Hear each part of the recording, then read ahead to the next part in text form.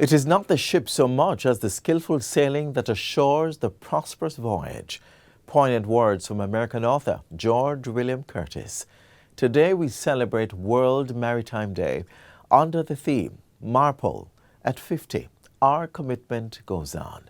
This year's observation shines the spotlight on efforts to reduce plastic litter from ships, decarbonizing the maritime sector, unlocking green finance, as well as supporting partnerships around environmental performance. Close to home, the Maritime Authority of Jamaica will be lighting its downtown Kingston headquarters blue to commemorate World Maritime Day. It's your favorite magazine program. I'm Adrian Atkinson, your host. Welcome. We have a lot more in store on the flip side of this short break. Stay with us.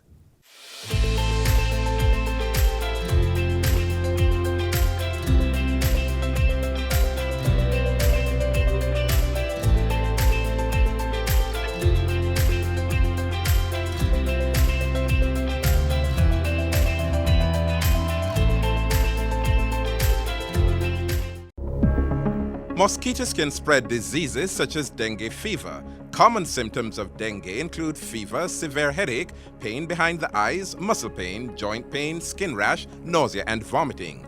If you feel you have dengue fever, visit your doctor or health center, rest, drink lots of fluids, use only paracetamol for pain. Do not take aspirin or other painkillers. Protect yourself from dengue and other mosquito-borne diseases. A message from the Ministry of Health. Mosquitoes will breed in containers that hold water. Tightly cover water storage containers such as drums, buckets, and tanks, or cover the water surface with cooking oil. Punch holes in all tins, plastic containers, and boxes to prevent the collection of water before disposal. Cover old tires or fill with dirt. Scrub all vases once per week to remove mosquito eggs and dispose of garbage by placing in plastic bags. Do your part to prevent mosquito breeding. A message from the Ministry of Health.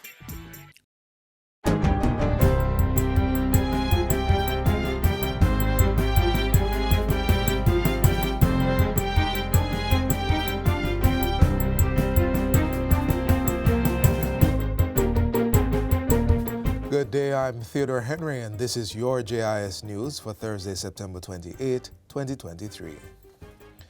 The National Housing Trust, NHT, has adjusted benefits available to low-income contributors under its microfinance loan program. The changes, which took effect on September 25, follows a program review. Among the adjustments is a 103% increase in the qualifying wage ceiling, which moved from $42,000 to $86,000 weekly. What that means is that more persons will be able to qualify. Remember now, we have increased the minimum wage, so that might have pushed some people out of the qualifying band. So what we have done is to raise the qualifying band so that more persons can qualify. Prime Minister Andrew Holness made the announcement during yesterday's handover of 77 housing units and service lots in Windsor Hill, Trelawney. He says the NHT has increased the program's maximum loan limit, which moved from $1.5 million to $1.9 million. A 30% increase was also seen in the individual loan disbursement ceiling, which now stands at $1.1 million. These amendments are in line with the NHT's thrust to provide added support to low-income persons who are members of credit unions. So that is the route through which you would access this housing microfinance program. Mr. Holness adds that an individual credit union member can now access up to $9.45 million, $7.5 million from the NHT, and the balance through the housing microfinance program. Contributors can now access a combined loan of up to $10.7 million to purchase a property on the open market worth $12.5 million. So you can see that the NHT is trying to find all ways possible to give our low-income earners an opportunity to own their homes. The Prime Minister says 6 of the 12 credit unions which have signed on for the program have started implementation. These entities have a combined membership of 450,000 persons, with more than 140,000 qualified to access financing. Meanwhile, the reality of home ownership came through for 35 persons yesterday, while another 42 received service lots. Keys for the one-bedroom units and letters of possession for the service lots were distributed at a handover ceremony for Phase 1 of the Windsor Hill development. Of the 77 recipients, 52 were eligible NHT contributors, and of those eligible, 71% were females. In addition, 36% of the beneficiaries are minimum wage earners. I'm always interested in seeing these facts because it speaks to the government's instrumental action in ensuring that we are looking out for our women and we are looking out for persons who are low to middle income. Mr. Holness says 82% of the beneficiaries are between the age of 41 and 60, which indicates that seniors are being catered for. Giving the vote of thanks, new homeowner Silma Ellis expressed gratitude for the property with centralized water storage. With great blessings comes great responsibilities. As residents of Windsor Hills, we have a vital role to play in nurturing this community, fostering a sense of belonging, and ensuring its prosperity. Together, we will create a safe, harmonious, and thriving environment for all who call Windsor Hills home. In other news, Education Minister Favour Williams is reporting that as of September 23, 584 schools are teaching civics, with 479 at the primary level and 105 at the secondary level. She made the remarks at Wednesday's post-cabinet press briefing. The civics curriculum for various grades was introduced in December last year. Prior to that, only 93 schools were offering civics. As we move more into this new school year, we are expecting additional schools to come on board, and by the time we end this new school year, we're expecting that all of our primary and secondary schools will have civics in schools. The Civics in School program has 3 levels, with grade 1 to 3 driving awareness, grades 4 to 6 pushing social consciousness, and grades 7 through 9 focusing on social responsibility. Still on education, the ministry will be rolling out its digital form of the National School Leaving Certificate, NSLC, later this academic year. Referred to as a digital badge, the portal will reflect the student's academic profile and serve as an important resource for those who are seeking employment or higher education. State Minister Marcia Smith made the announcement recently at the 48th International Association for Educational Assessment Conference in Kingston. The event was held under the theme Digitalizing Assessments and Credentials. This certificate is going to be issued on a tiered basis. The 5-year certificate will be issued for those who transition from high school into their associate degree programs, teachers' colleges, or university programs, which will be upgraded after they complete their associate degree or the first 2 years of their bachelor's degrees to a 7 years of high school diploma. Minister Smith says the ministry will collaborate with the Caribbean Examinations Council and City and Guilds to offer digital badges to students who have participated in their programs. And finally, the Electoral Office of Jamaica, EOJ, is extending the opening hours for all constituency offices this Saturday, September 30. This is to allow interested and eligible persons to meet the deadline to register to vote. EOJ offices will be opened from 9 a.m. to 3 p.m. Meanwhile, Jamaicans are being reminded that only persons registered on the voters list can vote in upcoming and future elections, polls, and referenda. Individuals who register after September 30 will have to wait to be added to the next list, which will be compiled by May 31, 2024. Applicants are advised to wear only bright or dark-colored clothing, not white or light colors, to have their photograph taken. Following this, a team from the EOJ will visit the applicant's residence to verify the address to complete the application process. Voter registration cards are free of cost. To be eligible, applicants must be at least 18 years of age, a Jamaican or Commonwealth citizen ordinarily resident in Jamaica for at least 12 months prior to registration. Individuals who are already registered to vote should not reapply. And that's it for JIS News today. I'm Theodore Henry. Thanks for watching. The Joint Select Committee of Parliament considering job descriptions, codes of conduct and performance standards for parliamentarians wants to hear from you. Send your opinions in writing by Tuesday, October 3, 2023 to Clerk to the Houses, Gordon House, 81 Duke Street, Kingston. Or email us at clark@japarliament.gov.jm. Visit the Parliament's website at www.japarliament.gov.jm for details.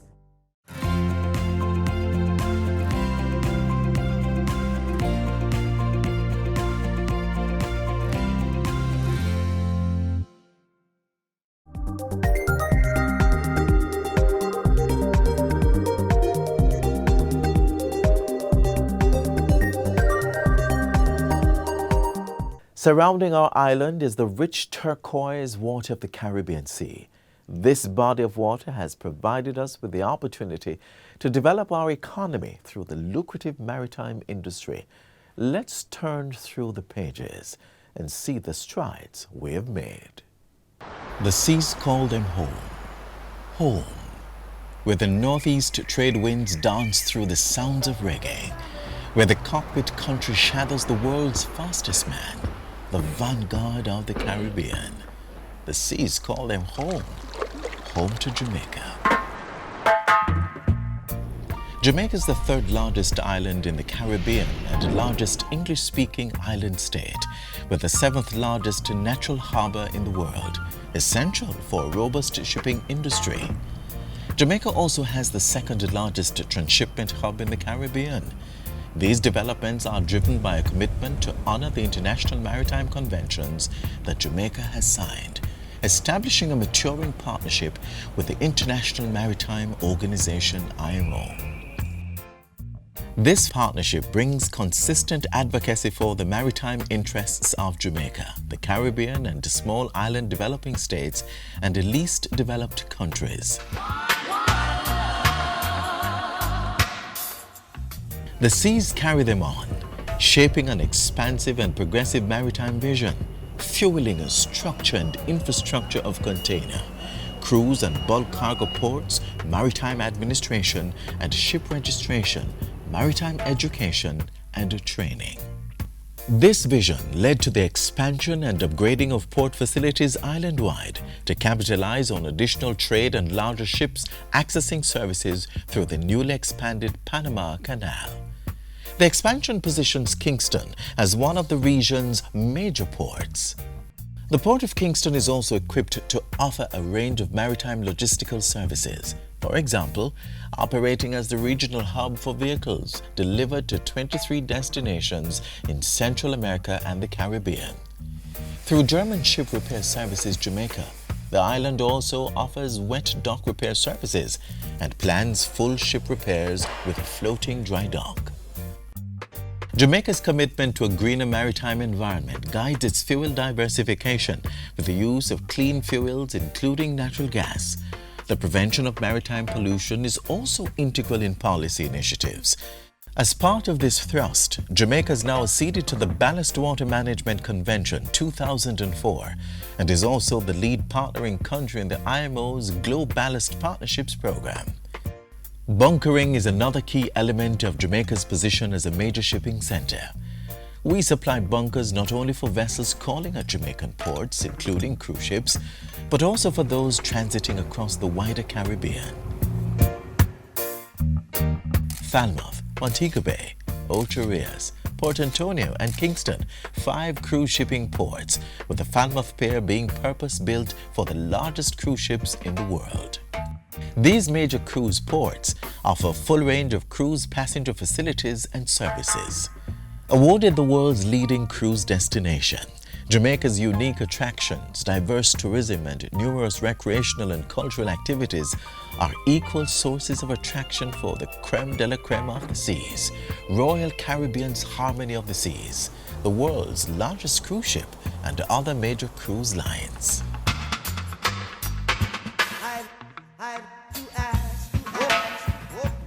The seas sends them out. Seafarers and shipping staff trained in Jamaica for international service are key to Jamaica's success as a maritime state.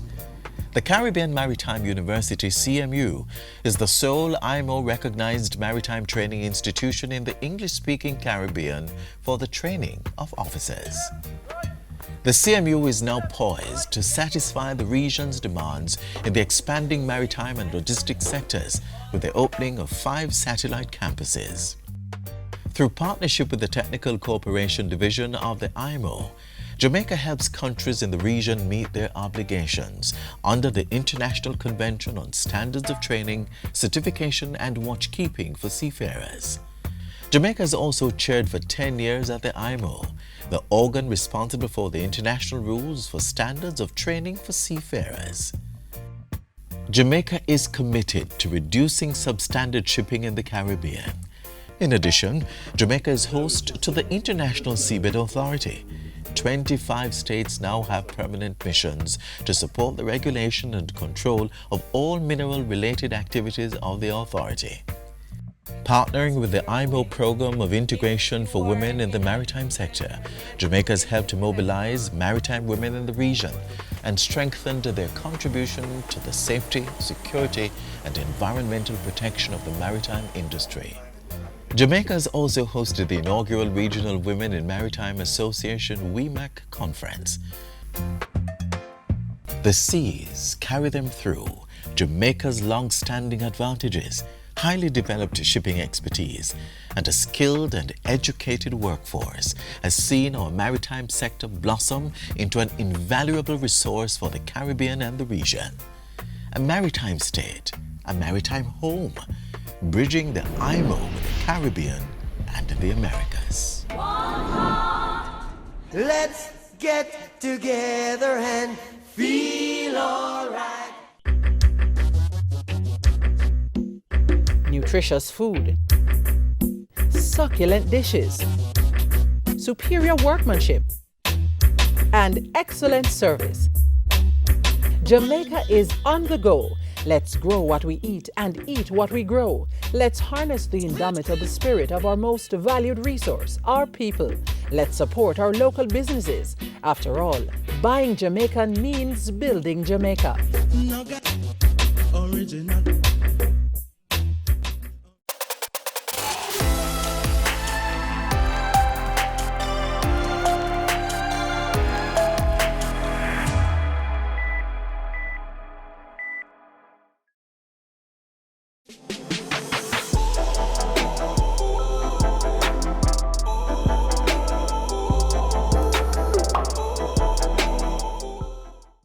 I pledge my heart forever to serve with humble pride.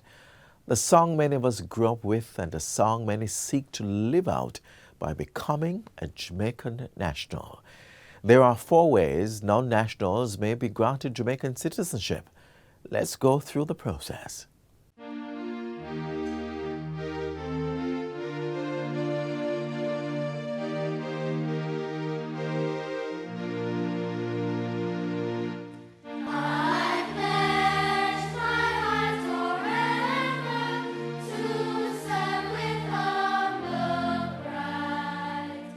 Welcome to this, our citizenship swearing-in ceremony. As of today, when asked what is your nationality, they can proudly say, I am Jamaican. It feels good. It just feels good, you know, to be a Jamaican today. I'm Charles Opara, originally from Nigeria, but now I'm a Jamaican. I'm here for 10 years. And today is a milestone, it's a great day. I feel great inside. And I'm looking forward for a greater things to happen.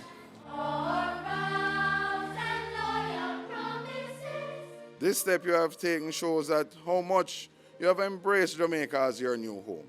And we look forward to you joining the fold to help us to build our great country with your continued contribution and commitment to Jamaica's growth and development.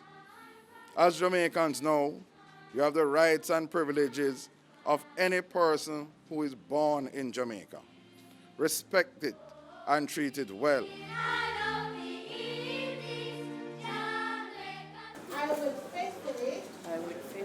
So how does a person become a Jamaican citizen? The process is either by descendant, marriage, naturalization, or registration. But first, you need to fill out an application form and submit it with all the required supporting documents to the Passport, Immigration and Citizenship Agency, PICA. Granting citizenship through descendant means the person has to be an offspring of a Jamaican. The applicant must produce evidence to support this claim. Then we would review the lineage to ensure that not only that your documents are authentic, but there is really a relationship between you and that Jamaican that you claim to be your foreparent. If the process is done by way of marriage, the foreign national has to be married to a Jamaican.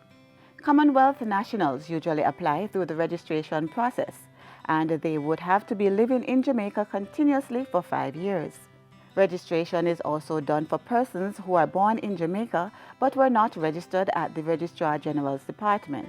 As for naturalization, a similar accumulated number of 5 years are required for non-Commonwealth citizens who have satisfied the residential requirements and is of good background. Careful assessment is done on each application.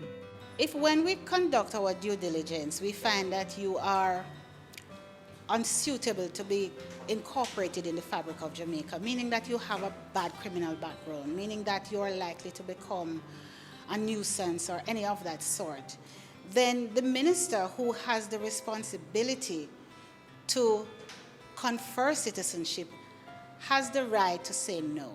This person is the Minister of National Security. The minister has the right to refuse an application on the basis of marriage if you have committed an offense for which you were sentenced for more than 2 years.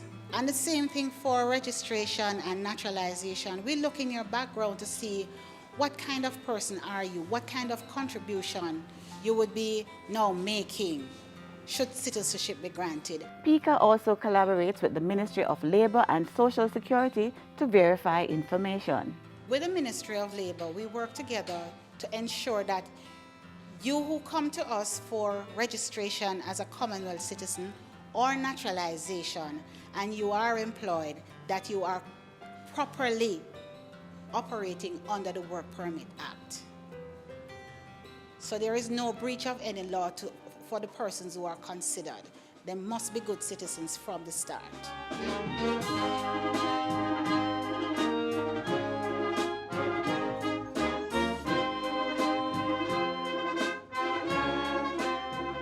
And now that their citizenship is official?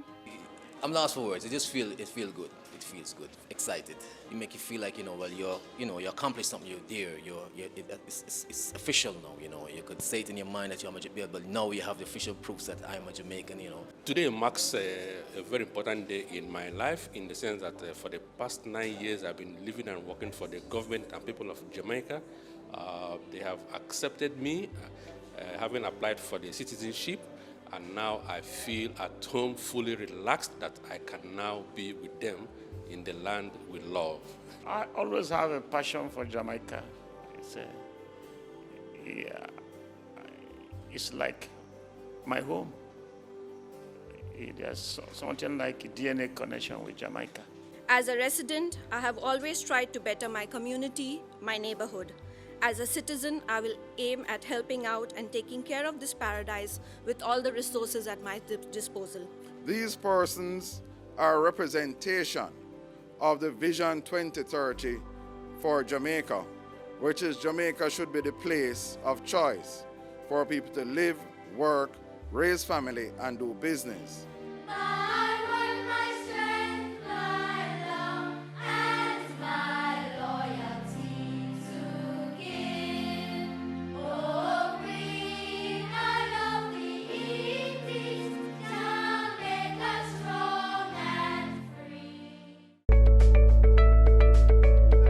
where you go with all of that? You're moving? No. I'm a passport. I come for renewing. But you want me to say, you in that way is full of crowd and the long line I take you all day. Make sure you walk with some food. And... No, man, things improve, man. Them have a drop box where you can use inside. You finish in no time. Yeah, man, them are done. Yeah. And some food, man. Like this. Drop box. Transformation is happening across the public sector. Many services are now available online. We are building a better public service for all. Brought to you by the Transformation Implementation Unit.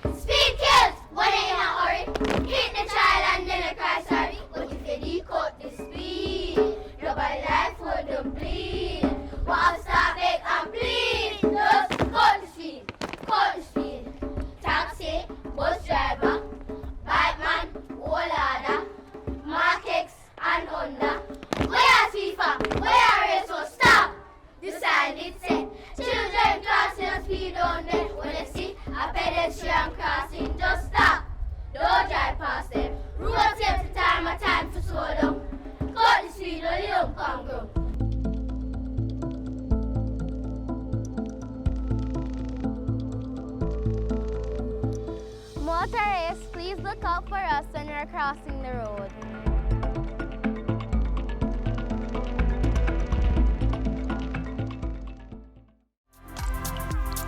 Bridging, the road signs make the traffic environment safe. The green light means go. Red means stop. Amber also means stop. Yeah man, it don't mean you must speed up. And get this, even if the light's on green, when the traffic is thick, don't bother move off and block the intersection. And please, don't stop on a pedestrian crossing.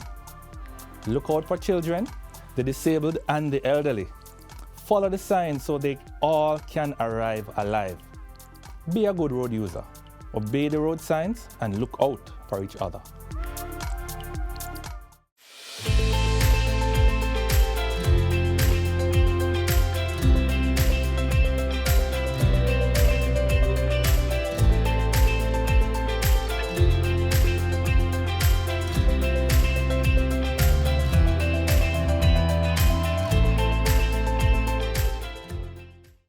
We've come to the end of today's show. Catch up on this and other offerings on our website, jis.gov.jm.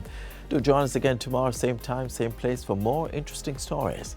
Until then, from the production team here at the JIS, I am Adrian Atkinson. Thank you so much for watching.